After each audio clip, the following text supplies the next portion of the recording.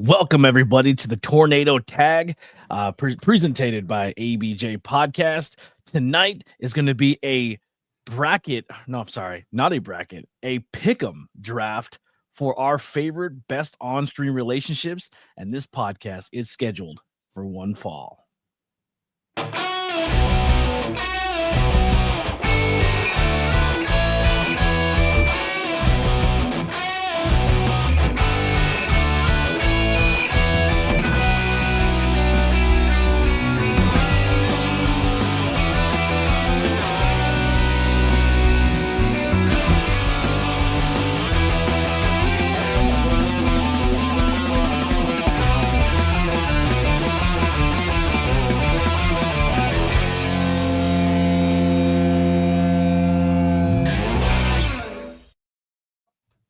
What's going on, everybody?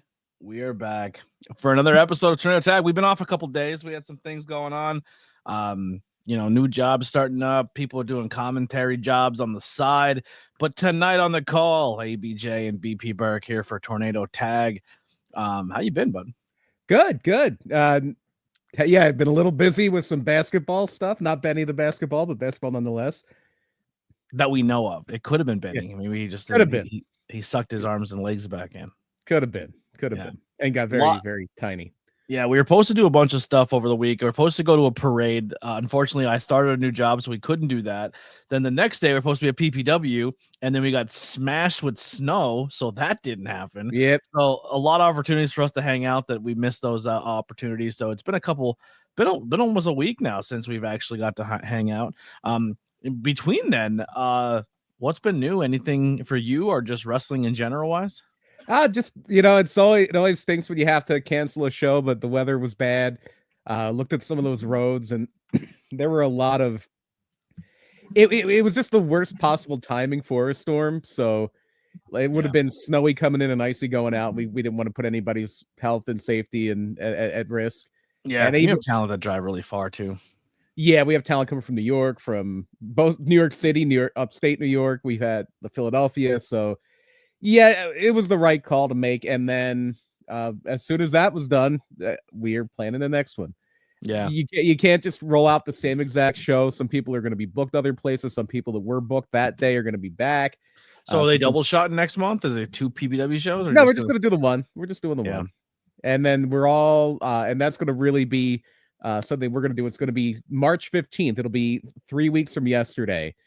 We're going to be doing pay and dues at the Slatington Expo Center in Slatington, Pennsylvania. It's about 30 minutes north of Allentown. If you're in the area, it's about 20 minutes away from Jim Thorpe. And this is going to be the big setup because in April, Super Show 5, which is traditionally our biggest show of the year, or one of them. Yeah. Is going to be going down, and might have some fun things planned for that one. Nice. Things over on the high tension side of things. So we are streaming this live for High Tension on High Tension's page, on ABJ's page, as well as the newly rebirthed Tornado Tag podcast channel over on YouTube. That was our place where all of our old content is. We are kind of rebranding that. So if you are watching this on High Tension or the ABJ channel and you're like, listen, I like wrestling, but I don't really like this show or that show, or I want to be hyper focused on all the wrestling stuff. Well, now you can go back and watch essentially 8 years worth of content of this channel of back when we very first started, sitting in my kitchen, to now doing it the way we do now, and older members and everyone's old take. Like, you could literally follow the entire journey of AEW essentially through our podcast for the most part. No kidding. We started before and after, before AEW was even a thing, and then here we are now. But over on High Tension, we had probably one of the biggest responses to a social media post for independent wrestling that I've seen in this immediate area in a long time. They put out a post about who they want to see in the Rumble, and then it has over 316 comments, almost 100 likes, 170 shares, and it's just blowing up of the people who they want to see. So between the 4 people, it was 2 tag teams and 2 singles competitors: Mob Hill and the Citywide Street Gang, which is Tom LaRosa and Martin Hughes, who we know very well.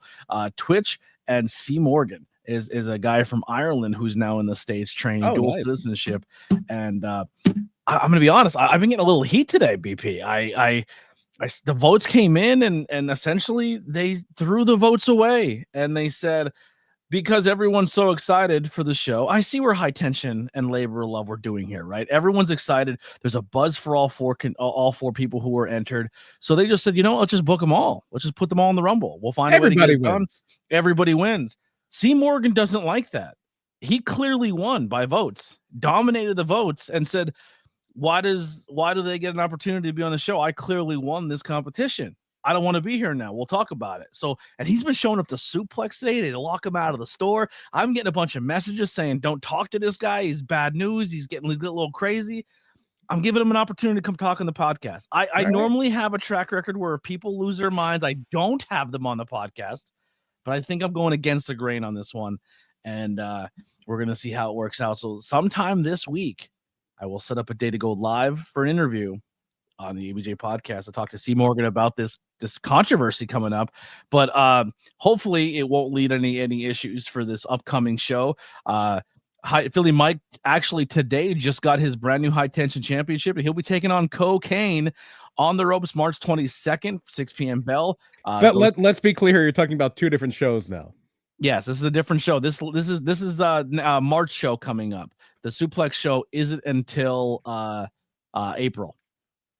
Yes. So this show's coming up. It's gonna be for 6 a.m. to 6 p.m. It's an all-night rave. Wrestling starts at 11:30 at night. There's gonna be a whole bunch of stuff going on, some BDSM. It's gonna be wild. It's gonna be a good. And then the very next day, if you're not exhausted from the rave, actually, let's put the title fight up. The title match is something else here. Wrestle Cup 3 will be going down Sunday, March 23rd for Labor of Love. Doors at 1, bell at 1:30. Cheeseburger will be defending his championship that we watched him win against Weapon X Matt Mikowski. So that's a lot of cool stuff coming up in the world of professional wrestling on our end. So make sure you go follow PPW, High Tension, Labor of Love, the whole High Tension Network family, and follow along when it comes to the drama that's going on over there. Lots of wild stuff happening. Lots of wild stuff. I want to congratulate. I just saw this like an hour ago. PPW Heavyweight Champion Rembrandt is now the Battle Club Pro Champion as well.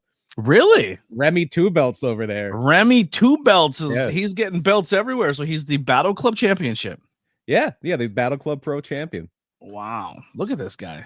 Killing it. Leon the King says he loves this topic. Well, listen, we're doing a little bit of the beginning show banter here for the pod, and then we're going to get into that topic right away. Hopefully more people join in, like, share, subscribe. So one of the things too, if you're over on the ABJ channel or the Tornado Tag channel, any of those, scroll down to the very bottom, and it's a whole list of all of our new content pages where you can check everything out. The Tornado Tag page will be uploading all of our older content in spurts. And then what I'm doing now is I wasn't even going to go live on this channel until everything was caught up. But I figured, you know what? I'll pop in live here, pop in live on the other one, and we'll just slowly grow with the new channel. So Tornado Tag, Banging Beers is back. There's new content there. TBI, we're still working on some things and ironing things out. Not Cool in High School, and then we added Not Cool in High School Horror. And then we just started a new show called Blazing Buds, where myself and Lily and Brian are some other guests pop up. We talk about topics, which is a lot of fun. So make sure you go check out all those channels. So tons of stuff coming up. Merchandise is for sale. You can grab some t-shirts. There is that limited edition stuff still going on the Teespring. So if you want to get those limited run I Heart ABJ shirts for the month, they are still there. That's pretty much all I got for the plugging and the podcast stuff. So how we're gonna do it today is we got 5 rounds. We're still kind of debating on how we do a first pick here, because I think BP really needs that first pick. He really wants that. Here's my proposition, because I was ready to wheel and deal here. I was ready to make some trades. So what are you willing to give up for this first pick? I will, after that first pick, you can take the next 3. and then we'll rotate from there. Wow, I will give you 3. That is like I'm doing the Mike Dick and Ricky Williams. You can basically have my draft. Like Okay. obviously, I still have to fill out my 5 picks, but you're gonna get 3 in a row, bang, bang, bang. Wow. Well, I'll tell you this: that first pick. I'm gonna be a gentleman here today, BP. You are the recently won Super Bowl champion team out of the two of us. Unfortunately, with the parade situation, I did not allow you to have that experience because my job got to win it called again. me. It's no big deal. So I got to win it again now. You're never gonna get another one because we're coming hard next year. You've cursed the Washington Commanders. It's all on you now. It's all on you. So I'm going to give you the first pick of the draft for this one. For this episode, and the next episode, I'll get the first pick for the next draft we do. That works. All right. Now, this isn't the best couples. This is our picks of who we think are these best couples in it. So if you say, well, you didn't say this one, well, it's not our favorite. Put your favorites in the comments or the live chat as you're watching. So I'm maybe mainly going in kayfabe as well. I don't know what your plan was. I'm sticking on screen. Yeah. Okay. Now there is some crossover where some of these on-screen characters are also in relationships, but like I'm not going with Rhea and Buddy Matthews, right? Because on screen they never were a relationship. Now just because a female is the manager doesn't always also make them a relationship, but if they did have, let's just say, chemistry. Mm-hmm. Or they leaned in a little heavier on the relationship aspect, but even if they didn't really kind of define it as one, that can still pass. Agreed. Yeah. All right. So with that being said, BP, I will defer to you the first pick and tell me why it's Macho Man and Miss Elizabeth. Because it's the greatest wrestling storyline ever. That's why. It's pretty clear. It's the greatest story WWE ever told, and it's something that had variance. It had It had a depth of storytelling that WWF, WWE never really had in any other thing that I can think of. To the point where there's beats, and it's so funny because if you look at those early WrestleMania, well, not WrestleMania 1, they weren't there yet, but if you start at WrestleMania 2 and you progress to 2 and 3 kind of together. But you progress to, we'll say, WrestleMania 8, and even a little beyond WrestleMania 8, you get a fully fleshed out story.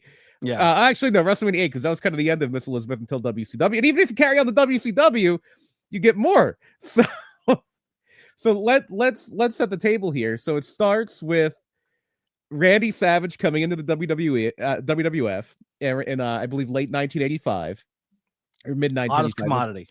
After WrestleMania 1. And he was a guy who everybody was like, you have to see this guy out of Kentucky, Memphis. Randy Savage is ungodly. Because back in the day, you got to think back in 1985, jumping off the top rope to the floor with a double axe handle was the stuff that Commander does now. That was he's Kenny Omega of his time. He's the Will Ospreay of his time. Right. And then he has that character too, the persona, the kind of that little bit of extra the guys in my opinion Ospreay just don't have. Ospreay, I'm not saying he's a bad talker, I'm not saying he's not charismatic, but he just doesn't have character presence, not there. Doesn't have that spark that Randy Savage does. Nobody in wrestling does. On an independent level, I was doing a TikTok live yesterday, and Alex from High Tension joined, and JS Hawthorne joined, and we just had a conversation about the business on TikTok live, and it was really good. And I think a lot of people missed out on a pretty good chat. Maybe I'll do more of those, whether it's on Instagram or wherever it may be. JS Hawthorne was kind of talking about being frustrated of he's seeing these other people grow, and he was at places and other people are getting opportunities, and he feels like he's just falling behind. And I said, there's one thing you need to realize. Yes, the people getting picked ahead of you are body people. They're Ken dolls. You know what I mean? They're our Zetas are all those people he worked with in these different layers. I'm but there's one thing that you have on this independent scene that nobody else has fleshed out as well as you do, and that's character. You are a really, really, really good wrestler, but you're also a A+ character. And on top of that character, you can tweak and change that character on a dime and fall right into a different lane or a different character. And you embody it so much that people subscribe to it. There's no one who has a crowd more in the palm of their hands at any point in time, whether they're the good guy or the bad guy, than J.S. Hawthorne. No, I am a huge fan of the Thespian. And I dare to say he's Macho Man level character. Like, I would say even possibly better, because Macho Man was just Macho Man, but Hawthorne can change it up and go both ways. You know what I mean? Like, he's really good. He's like, and I'm not just saying that he's our homie. I'm just saying in the landscape of professional wrestling, there's not many people on TV as good as him in that aspect. No, I am.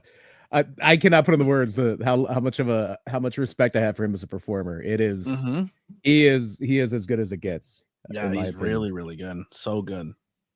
But anyway, let's talk about this story here, because it's like a 5-year story back when they didn't do that. Back when, most programs ran 3 months. This is a 5-year story. And yes, it had beats and it had times it kind of flagged and lingered, but Randy Savage comes in as this hot free agent, the hottest commodity. Everybody wants a piece of him, and they did an angle with him. Like, they did this years later with Bobby Roode. They actually did it with Andre, but Andre wound up being too injured to come back. But basically, every manager in the WWF was just throwing themselves at Randy Savage, doing whatever they could to make him their newest, make themselves like his guy. And it's not Freddie Blassie or Slick or whoever it was at that point. It's not Bobby Heenan. It's not Jimmy Hart. It's not any of these guys. It's this new person, Elizabeth. And you're like, what? Who's that? And then it kind of pivots from that to, oh, he's just a really bad boyfriend. He is a jerk who... He's an egomaniac. An egomaniac who feels like he owns her. And it's a great thing to get heat, like, because everybody immediately has sympathy for her and hates him. And then the matches weren't great, but they throw another kind of hidden, another layer into this of George the Animal Steel, the kind of simpleton, is smitten with Elizabeth, and Savage exploits this, and she wants to be nice to him, but Savage, like, kind of is like, no, you're with me, and I'm gonna use his obsession with you to get one over on him. And she just kind of takes it. And then in WrestleMania 3, she's still running along during this whole, to this point, the greatest Intercontinental title reign. And I think it's still one of the all-time great Intercontinental title reigns. And they're kind of doing the whole thing through it. And then as soon as he loses that title and he's starting to get a huge response, now it's time to turn him babyface. How do you turn him babyface? Somebody threatened Elizabeth, and now he is going to step in and say, whoa, no. Like, I haven't been the best person in the world, but you're not doing this. And he takes that bullet for her, and then that leads into the Mega Powers, and that leads into, well, Hulk Hogan has lust in his eyes, and that turns it, and Savage gets crazier than ever and kicks Elizabeth to the curb. Look back at the evidence. Savage was, time has been Time has been good for Macho Man. Yeah, Savage was right about Hulk Hogan all along. I think we can all agree on this now. Yeah, totally.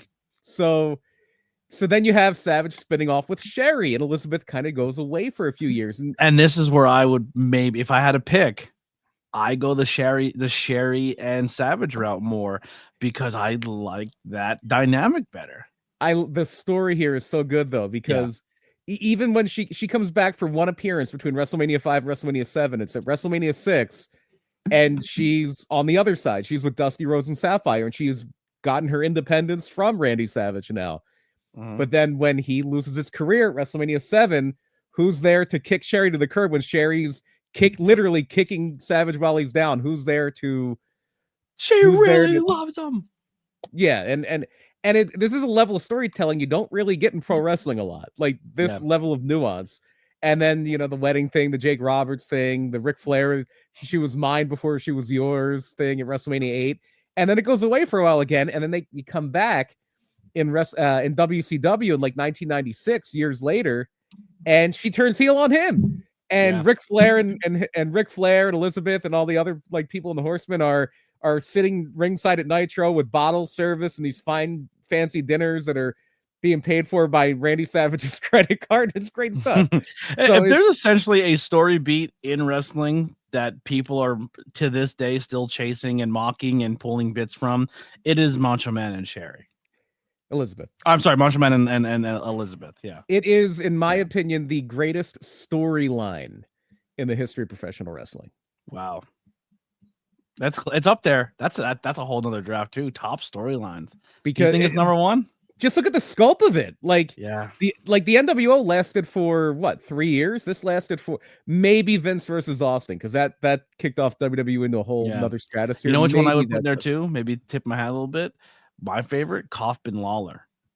Yeah, it was a program that it's looked back on now because of Andy Kaufman's legacy, but it's looked back on now as being more successful than it really was from a business standpoint.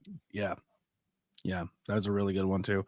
All right, so my number 2 pick, I had to adjust. We're gonna do snake styles. You're gonna get 2 picks in a row here. Are we gonna do snake? Yeah, that's only fair. We can go back and forth. That's fine. Yeah, whatever you want. Well, I'm gonna take Randy and Sherry off the list. I'm not saying you can't use the same person twice. We can make a whole list of just AJ Lee and Dolph Ziggler here. But we're not. I don't know if either one are gonna make anyone's list. But I'm gonna go with a storyline that maybe in today's time does not age very well on how it was started. But when it comes to longevity, it's probably the longest relationship on screen and the most powerful one on screen. And it all starts with a wedding chapel and maybe some illicit substances where Hunter Hearst Helmsley is going to take the boss's daughter to Vegas and get married. And he ruins the wedding between Stephanie and Test. And Stephanie on Triple H's on-screen romance blossoms from there. They legit go to get married in real life. And we could be here all day if I told the whole story of everything Triple H and Stephanie has done on camera. Technically, in storyline, in kayfabe, they did divorce in when did he turn babyface? They divorced in, I want to say 2005, 2006, something like that. In kayfabe, obviously not for real. But she came out with him at the One Mania later. Oh yeah. Well, because everybody knows the real deal too. Yeah, and that's become more important than their goofy storylines. Yeah. That's gonna be my rival to your Macho Man and Elizabeth. That's a good one. I think that's a top tier pick. That's a top tier pick, right? There were some that, and even you could argue this with Savage and Elizabeth, especially because of some of the stuff they allege really happened. There's some I don't know if I think that's a great love story because it kind of starts with real life jealousy. Well, no, it kind of starts. No, the Triple H Stephanie. It kind of starts with essentially date rape. Yeah, pretty much. and a marriage that is somehow legally binding, even though it's obvious that. But it's listen. If anyone can get away with anything, it's the McMahons. We're starting to learn that. You know what I mean? Because there's another one that I was thinking of, and I'm like, no, there's some really bad stuff in that one that maybe we'll talk about in the honorable mention. So I'm going to stick with one because I think this did such a great job. I'm going to go with my next pick.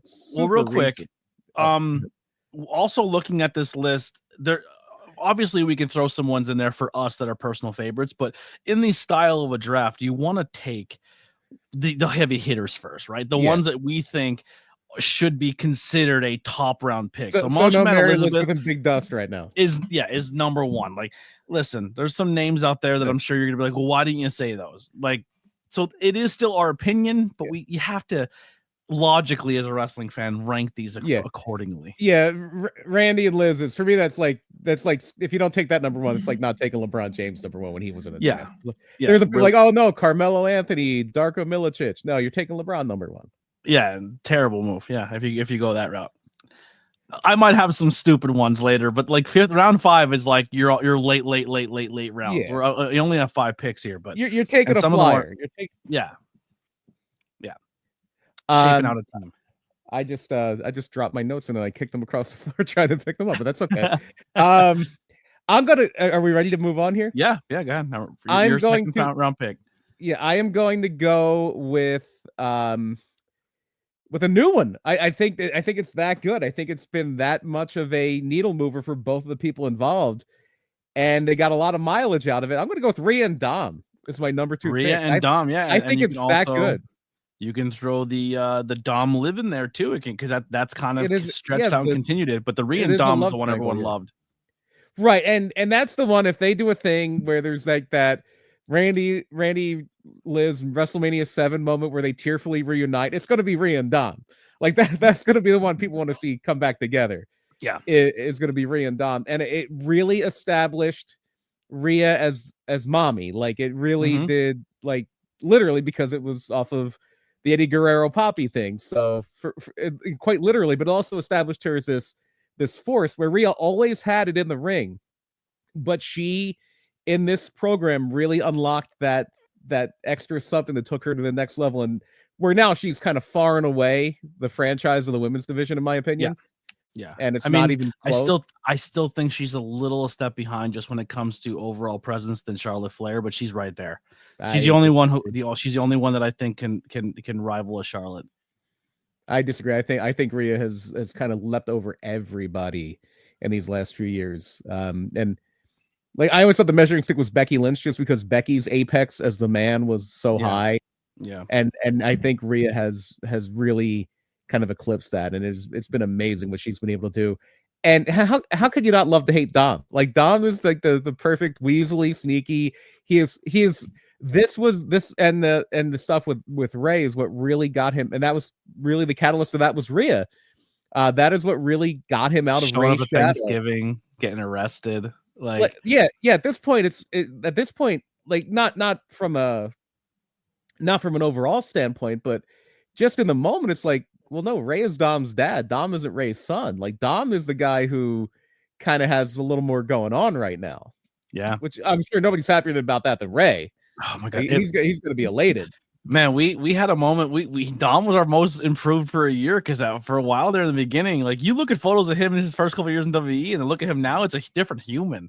He has found it. Like he's doing very well, and if they can find a way to snap him into that cool babyface tweener, he's gonna be money. Like probably one of the biggest things in wrestling. I think Dom has a very bright future ahead of him, and I think Rhea has a very bright present and future. She has, and it was all because they worked so well together. They worked so well as a unit. Yeah.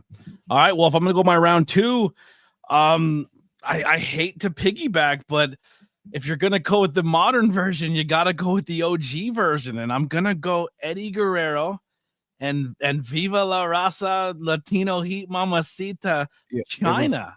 It was on my draft board. It was on my draft board. I feel like if you're busting out Rhea and Dom in round two, I got a counter punch with Eddie and China. I mean, that is probably in that era was the biggest female male combination storyline in a long time. I mean, a lot of the storylines that were kind of being used at that time, if it wasn't in anything, was just girls that Vince was using on camera, and they weren't as fun and entertaining. It was kind of uncomfortable. But Eddie and China was a good story. Like it once again, it got both of them to a new level. It empowered. By the way, give me China literally 10 seconds. I'm just gonna go get my notes. I'll be right back. Yep.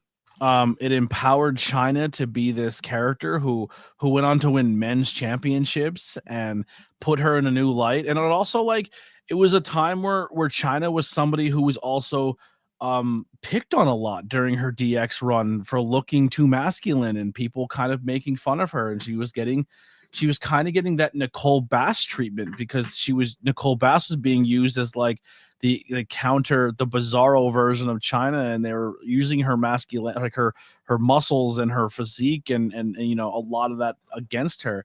And I feel like the Eddie Guerrero storyline kind of made China beautiful and had a feminine presence, but also made her still strong. Right.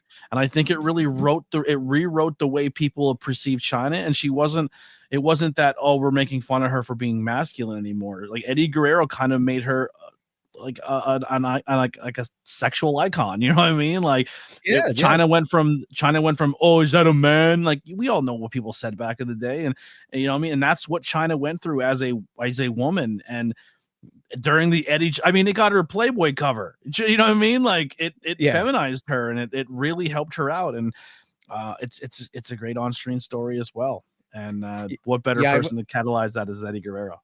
I probably would have taken that next if you would have taken it. So that's a good pick. Yeah. That's a very good pick. I'm gonna go with one where I think this really, again, I think it extended one of their careers, and it really helped elevate the other person who was Okay. kind of always talked about as possibly being in that main event mix, but they never really found what they were doing until they were part of this tandem. And it's funny because it comes out of real life, and it was one of those things where even if it's not a great thing in real life, we made it work. We made it work on TV. I'm going with Edge and Lita. Edge and Lita. As I said, you can go Edge and Lita here. You could go Edge Beth, or you can go Lita Matt Hardy. Yeah. So a little bit of a Edge and Beth Phoenix really didn't do a whole lot on camera together. Yeah. Although Beth Phoenix might be in my, if nothing else, honorable mentions here. Beth and Edge kind of turned into a relationship too, where it's like every time Edge is in a battle and there's a female presence on the ringside, you're like, Beth's gonna show up and she's gonna kill everybody. Like, yeah, but that's a great pick. Edge and Lita, that was a very spicy story, and they that was wild. And it was one of the early instances of like the internet crowd, the quote unquote smart crowd, like people knowing what's really going on behind the scenes, informing what they're doing, and also because Matt was obviously very upset. If nobody knows the story, it's been 20 years now. Matt Hardy and Lita were dating, and Matt was injured. And he was very good friends with Edge. And while Matt was recovering from his injury, Lita and Edge had an affair. And it ended Matt Hardy and Lita's relationship.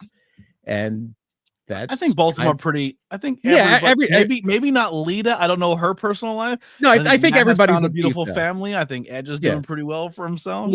Yeah, Lita seems. I mean, Lita's. I don't know what her whole thing is. None of our business. Hers isn't really on screen as much as everybody else's. So I mean, like she's had other things going on, but no, I think just as an on-screen duo, because there was so much heat on Lita already for this. Like fans kind of took Matt Hardy's side on this whole thing when it became it aired out in the court of public opinion. Their like private business became everybody's point of interest. Matt was definitely the baby face in the whole thing. So WWE did the smart thing and they leaned into it. And that was the birth of the Rated R Superstar, and that was the birth of I think Lita's big flip heel there extended her career for a little bit, because she was getting kind of very stale just managing the Hardys and doing a moonsault here and there. She got to find a new dimension for her character. Edge has Money in the Bank, and that really elevates him to another level, and he's the first guy to cash in on Cena. And then Matt Hardy comes back, and they make it a storyline anyway, and it worked. It all worked out. And I think it's one of those things where it had a really rough start, but I think everybody was better for it in the end. And Edge and Lita were a really fun tandem, except for the time that Vince made them do the live sex celebration on TV. And our buddy Precious was there in attendance live. Wait, he was like what, 10? Yeah. Not even. I don't think. He goes, I remember seeing things I probably should have seen, because they actually did get undressed under that blanket. Yeah.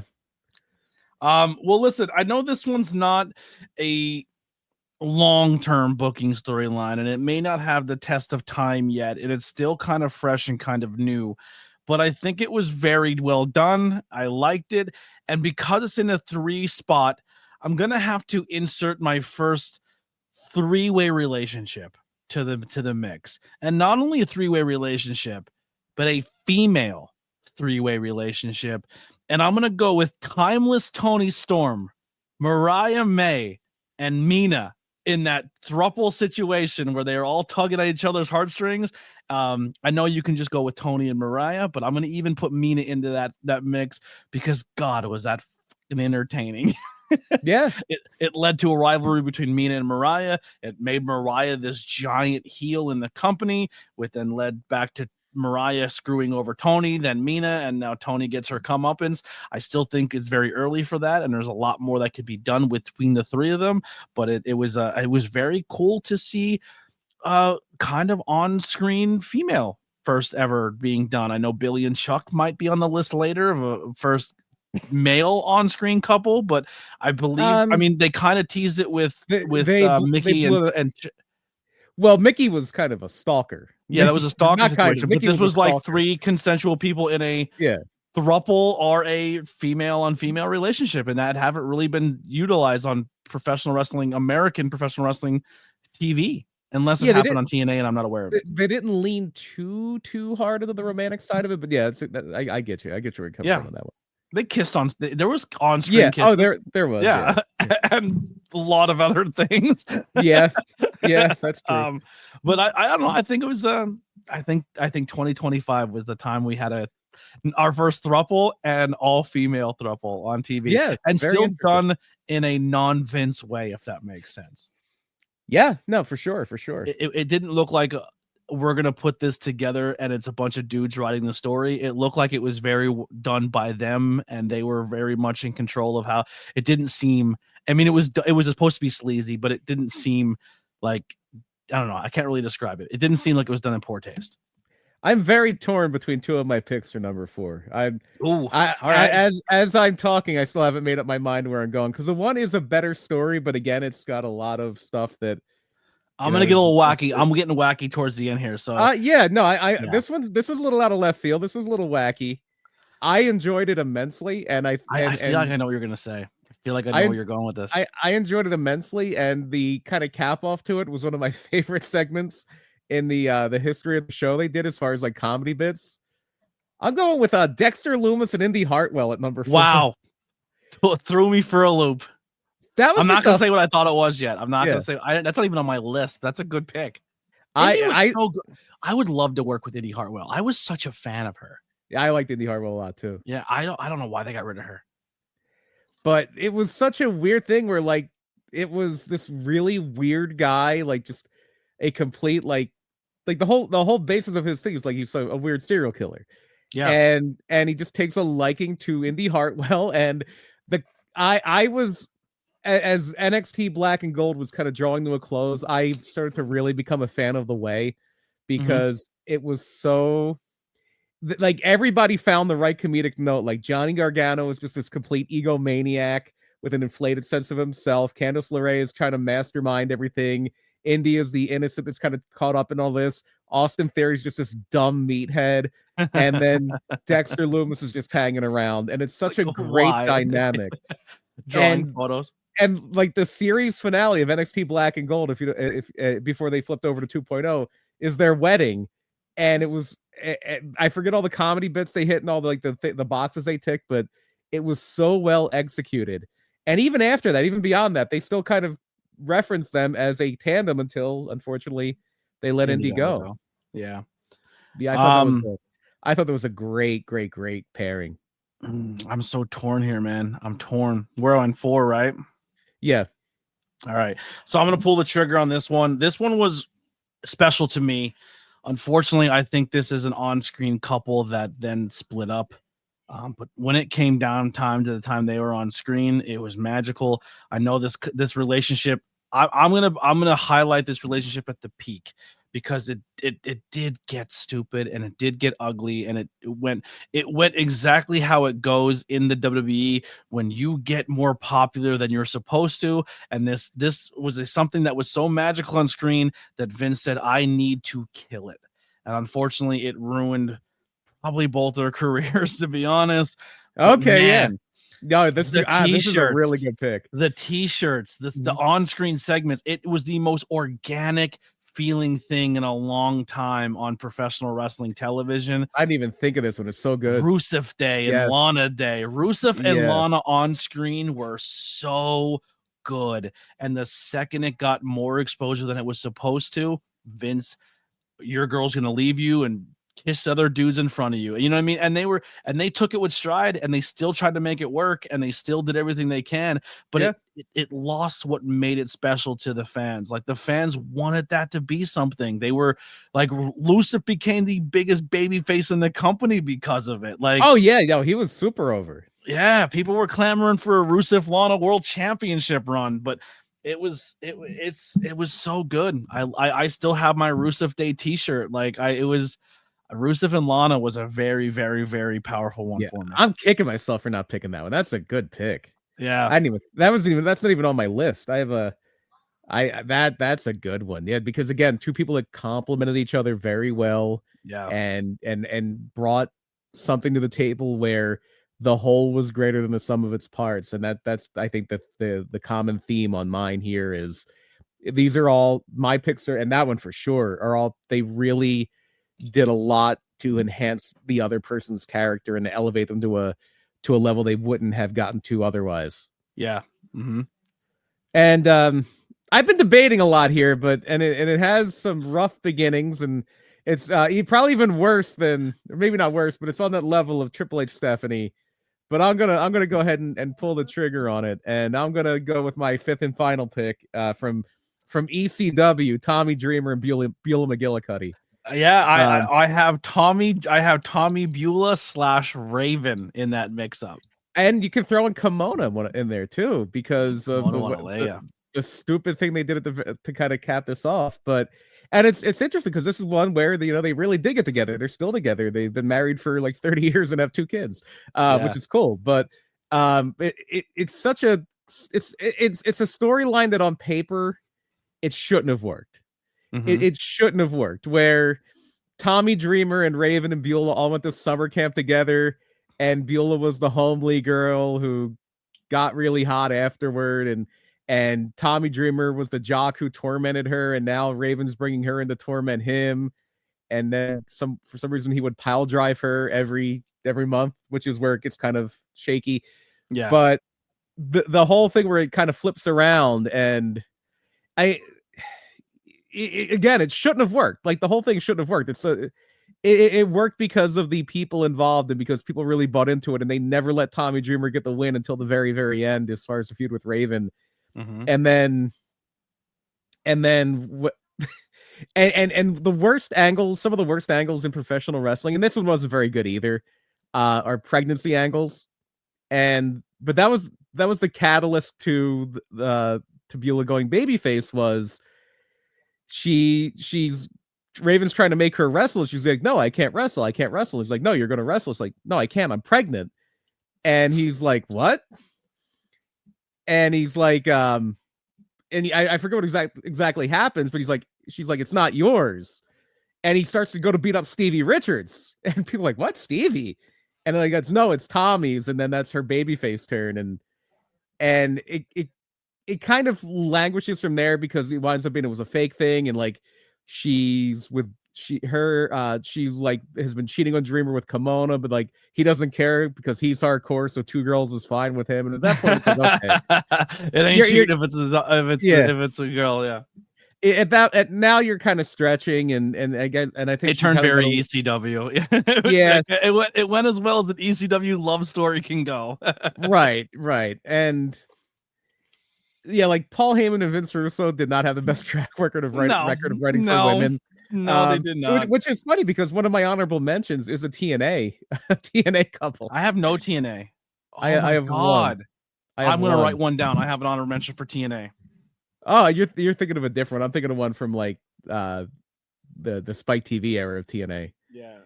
But yeah, it's kind of the synonymous one for. I guess you could argue maybe Francine and Shane Douglas or something like that, but.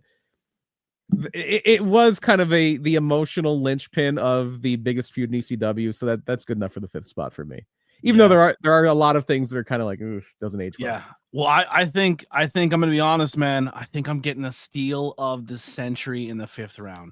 Okay. I think I am getting a home run pick, and it was something I was torn of even picking at 1, but I felt like it was gonna slide, and boy did it.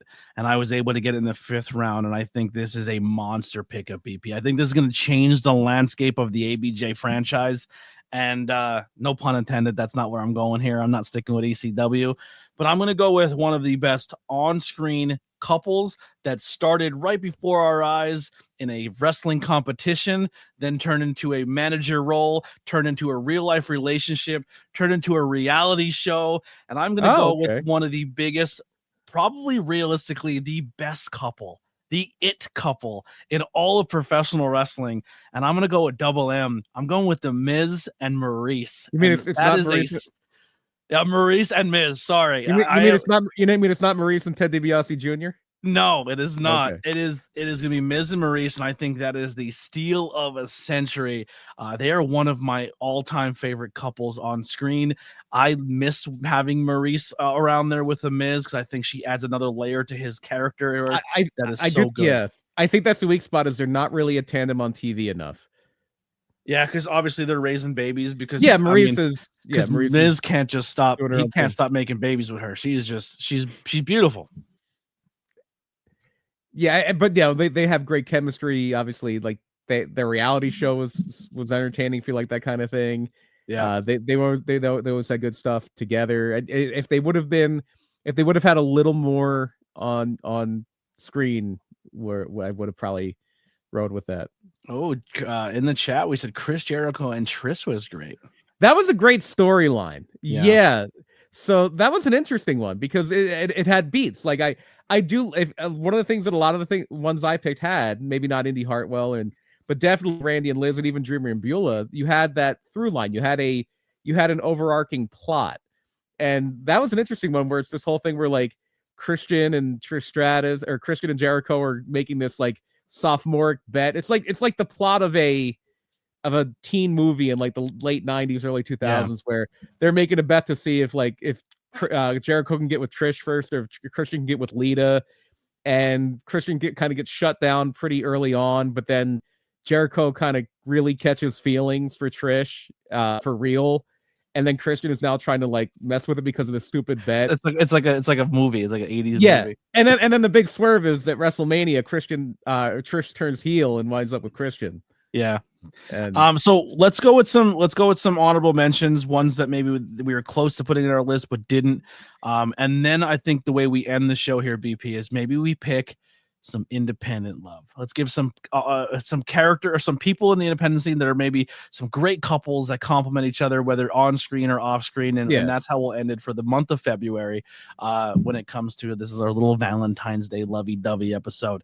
But I'm going to start first with an honorable mention, and this is probably not on anyone's list, but it's always going to be on mine because this is another couple who on screen were a relationship, and once again Vince got his hands on it and felt that tried to ruin. Like I feel like just making fun of their relationship at any point in turn and cost, and it was just kind of scummy and disgusting. But when you look at this couple on a real life standpoint, they are Miz and Maurice level. They are ride or die. They have a beautiful family. They've been through the ups and downs. They struggled with what they struggled with and come out very, very good as real life people. And I'm going to go with Mike and Marie Kanellis Bennett. That's a good one. Yeah. Yeah. I mean, when it comes to on screen, I know they didn't have a lot of time, but just in real life, I got to work with them and hang out with them. I love them to death as a real couple and just on screen as well. More so in Ring of Honor and New Japan with the Kingdom and with Mike Bennett's solo run. Yeah. I think a lot of that. They were just kind of their WWE run was kind of doomed because I forgot about that with Marty Bell and Allison Kay. Great pick. That's a good independent one. That one spans a little bit. Go ahead. What's your first honorable mention? I think this is the one you thought I was going to take earlier. Just because I thought it was. If they would have done what I always wanted them to do, I would have taken this one. Otis and Mandy Rose. Yeah, Mandy and Otis. I thought for sure you were taking that. What would have put it over the top for me? I thought it always would have been hilarious if when they both turned heel and Mandy's in NXT and Otis is with like Gable, if you find out like they're still together, or even when Otis is a babyface and Mandy's a heel, you find out like, oh yeah, they're still together. Like they if they would have revisited it later and like, oh yeah, they just stopped putting all their shit out on TV, but they're still happily ever after. I thought that would have been a lot of fun. Yeah. Or if like just one day Otis just like TV becomes too good for Mandy. yeah. If they would have I think they just didn't have that progression beyond what if the big dude dated the model? That would be funny. And if they would have went beyond that, I think it would have been great. I'm gonna stick with here's my TNA pick. I think we know where we're going with this one. I know where you're going. Yeah, it spans between the independent scene and where they on the independent scene they may not be together anymore. Is going to be Ace Austin and Mean Gia Miller. I thought you were going somewhere else. Really? What did you think I was going with? Because they don't really do a whole lot. Like, because she's mainly just an interviewer in TNA. They have done the '80s shows where they came out. Yeah, Rip Razor and I thought you were going to go PCO and Steph DeLander. Oh, that's a good one too. That is a good But one. now No, now I'm going, PCO's gone from there, and it's Delander and Mance, which is the real couple. yeah, which is awesome. Yeah, I'm going Ace and Gia there for an honorable mention. Mine for TNA was a bit old school. Was and this is kind of what I was talking about, where even though they went like different places with things like that, ODB and Eric Young, they were like they would like reference years later after it was kind of ignored that they were still married. Yeah. I like consistency. I like consistent, and Russo booking never has it. For some reason, that's one thing they always stuck with. Even when he was like a big heel and she was still a babyface, they're still married. Yeah. My last honorable mention, there's a lot I had on my list. I had Shane Douglas and Francine. I had HBK and Sherry. I had Tajiri and Tori, which was funny to me. That was fun. Oh, Jeff, damn it. Yeah. I have one that I loved. All right, well, maybe we'll still have it. I almost said Valkyrie and Morrison, but it wasn't too much on screen, too much. Another one that was really high on my list, and this is the one I was torn with between this one and the other one because it was around the same time frame. Jeff and Deb were one for me that I always loved. Yeah. That I thought they were a really good on-screen chemistry team together, Jeff Jarrett and Deborah. But I'm gonna go with the one that intrigued me the most because they were so weird and off-putting, but she was still very sexy and he was weird as hell, and I was like, what is happening here? And they were on screen real life together, and unfortunately no longer. But we're gonna go with okay, Goldust and Marlena. Yo, I seen them as a team growing up, and I was like, I don't know about this, but Marlena is awesome. Yeah, and there's definitely the mention there like Skip and Sonny didn't have. I guess I didn't watch a lot of Smoky Mountain, but like Tammy Fitch and Chris Candido probably had that like kind of dimension. Yeah. Oh, because man. that character, again, you can say what you want about the guy, but Cornette had a great character for Sonny in Smoky Mountain, where she was this like very opinionated, very outspoken, intelligent woman who loved Hillary Clinton, and she's like wrestling in Kentucky and in Tennessee where they hate her. Like it was pretty good. It was pretty good. All right, your last one. So I have a bunch of honorable mentions here. I'll try to. You can rattle off a bunch of them and give me your last pick. Yeah, it's funny that you had Stephanie and Triple. Well, we already gave our picks. Well, no, how I kind of said here's a few of them that were still on my list, but I didn't go with. And then okay, you can do the same. Yeah. The one that I'm like well, how did I forget that? Now I forgot it again. Holy crap! I had one. I'm like, how did I not remember that? And then I forgot it again. Let's see if it comes back. I said Tori and Tajiri. And that kind of sparked something for you. Yes, thank you. Yes. Got it. That's going to be the official pick. But so some honorable mentions. Stephanie McMahon and Test I thought was interesting because again, logical consistency where it comes out that Stephanie was kind of down with this, and you know she wanted to go with Triple H, and she had a little more agency in this than maybe we thought she did, or at least she kind of thought it over and thought it for the best. Even after that, even when they're both heels. Even when they're both on the same side of the war with like, because I think Test defected and wound up joining WCW during the invasion, and Stephanie's part of the alliance because she owns ECW storyline. They still hate each other, even though they're on the same team. To the fact where like the Survivor Series, where the whole angle blows off, they have an immunity battle royal where whoever wins can't be fired for a year, because the whole thing was like, the whole other team's going to get fired. Like whatever team loses, that whole company's going to get fired. And so. Like the Test, it was like, well, Stephanie hates him, and if WWF wins, he's going to get fired. So he has to win this, and he did. So they did a lot like that. I thought that was fun. I also had Bam Bam Bigelow and Luna Vachon, just because I had that on my list too. A little weird, a little crazy. Great one. What?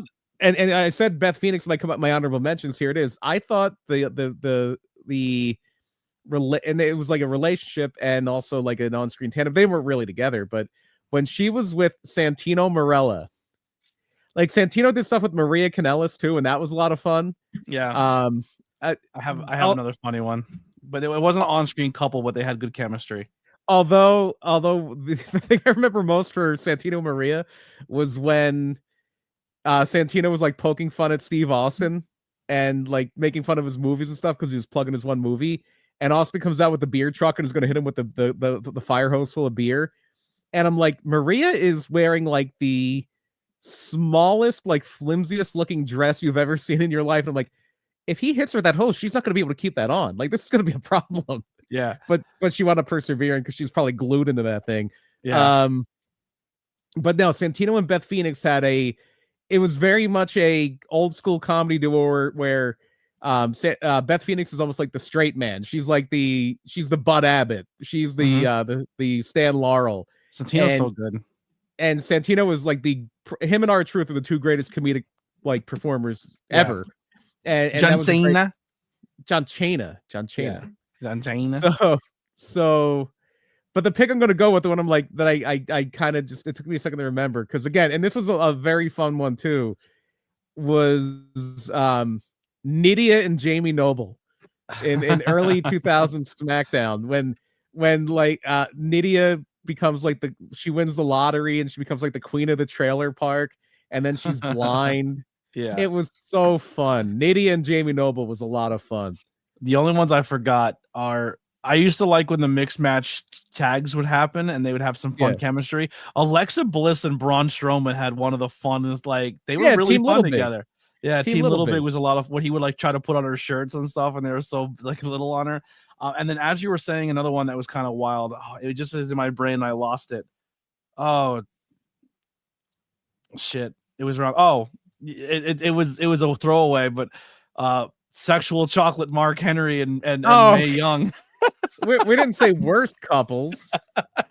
They had a beautiful baby hand, which nobody got that joke. Like, no one still knows what it means. Apparently, like back in the day, I guess like sex toys were shaped like hands or something is what I understand the joke was. Okay. That's what they went with that? All right. Yeah. The only thing I like about that is when they did the reunion, like way later, like the 20th anniversary of Raw, like the hand. Yeah, he's all grown up now. That was like, okay, that was good. Yeah. So what are some independent love out there? So I made the joke earlier, and it was the Mary Elizabeth and Tommy Vex first and foremost. Mary and Tommy's number one. Yeah, they're the Randy and Liz of the Indies. Yes. And but what the little offshoot with Mary Elizabeth and Big Dust was hilarious. Yes, hilarious. It was such a fun thing.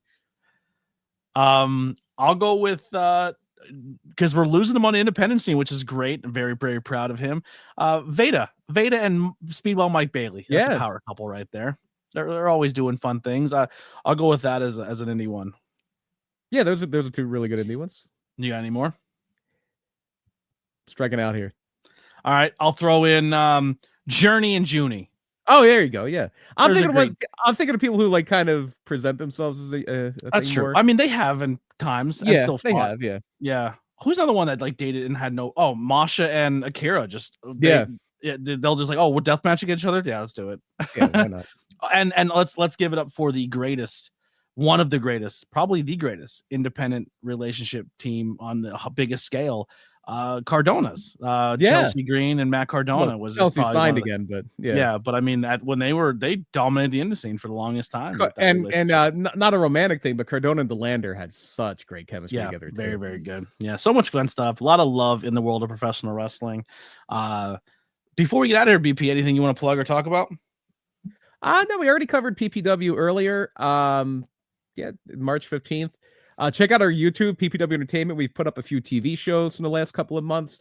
The latest one's one I'm really, really happy about. It has a match a lot of people really liked with Diego Hill and Christian Robinson. That's on the latest one that's on YouTube.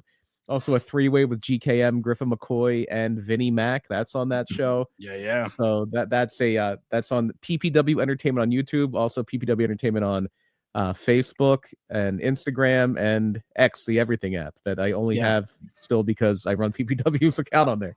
That's the only reason it's still on my phone. That's the only reason it's still on my phone. I'm this close to leaving that platform. It's one less thing I have to post to. I'm going to be honest. I might bail on it. I nuked my private personal account there in November. Yeah. But I still run PPW's account on there. Last thing I want to just go over is make sure you subscribe to the YouTube channels if you haven't done so already. We will be back Tuesday 7:00 for the championship. I forget what it is. I have to pee so bad, so I'm going to roll WWA LA Championship. You got it. All right, we'll see you guys next time. We're out of here.